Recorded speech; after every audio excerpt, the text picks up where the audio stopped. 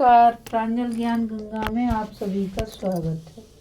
हम संक्षिप्त महाभारत का पाठ कर रहे हैं, जिसमें कि उद्योग पर्व चल रहा है। कल हमने कथा में किस प्रकार शिखंडी को एक औरत से पुरुष बनने की कथा को पढ़ा था। आज हम कथा में दुर्योधन के प्रति भीष्मादिका का और युधिष्ठिर के प्रति अर्जुन का बल वर्णन की कथा को पढ़ेंगे। संजय ने कहा, महाराज, बैराग बीतने पर जब प्रातः काल हुआ तो आपके पुत्र दुर्योधन ने पितामह भीष्म से पूछा, दादाजी, पांडुनंदन युधिष्ठिर की जो ये असंख्य पैदल, हाथी, घोड़े और महारथियों से पूर्ण प्रबल वाहिनी हम लोगों से युद्ध करने के लिए तैयार हो रही है, इसे आप कितने दिनों में नष्ट कर सकते हैं? तथा आचार्य द्रोण, कृप, कर्ण और अश्वत्थामा को इसका नाश करने में कितना समय लगेगा? मुझे बहुत दिनों से यह बात जानने की इच्छा है, कृपया बतलाइए। भीष्म ने कहा, राजन, तुम जो शत्रुओं के बलाबल के विषय में पूछ रहे हो सो उचित ही है।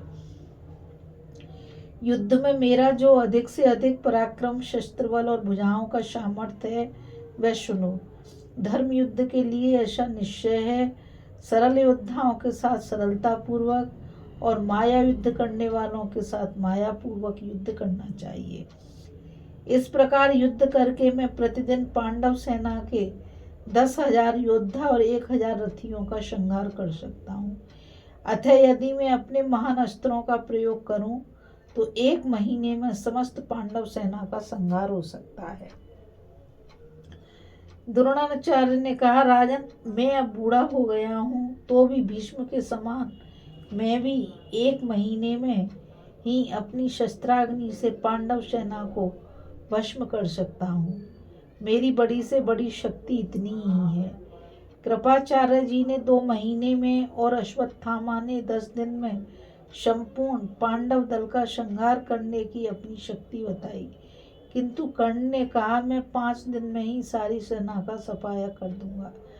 कर्ण की यह बात सुनकर भीष्म जी खिलखिलाकर हंस पड़े और कहा, राधा पुत्र, जब तक युद्ध भूमि में तेरे सामने श्री कृष्ण के सहित अर्जुन रथ में बैठकर नहीं आता, तभी तक तू इस प्रकार अभिमान में भरा हुआ है।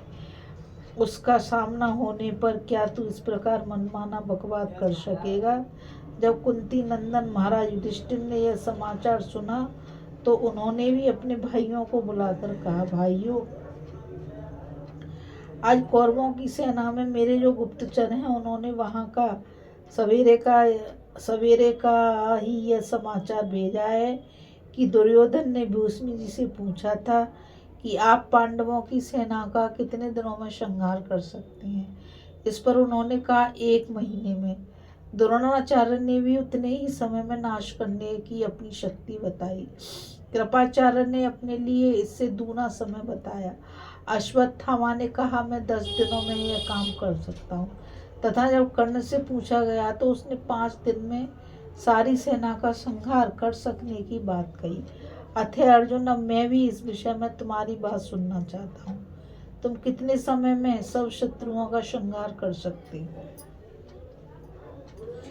युधिष्ठिर के इस प्रकार पूछने पर अर्जुन ने श्री कृष्ण की ओर देखकर कहा, मेरा तो ऐसा विचार है कि श्री कृष्ण की सहायता से मैं अकेला ही केवल एक रथ पर चढ़कर क्षण भर में देवताओं के सहित तीनों लोक, भूत, भविष्य, वर्तमान सभी जीवों का प्रलय कर सकता हूँ।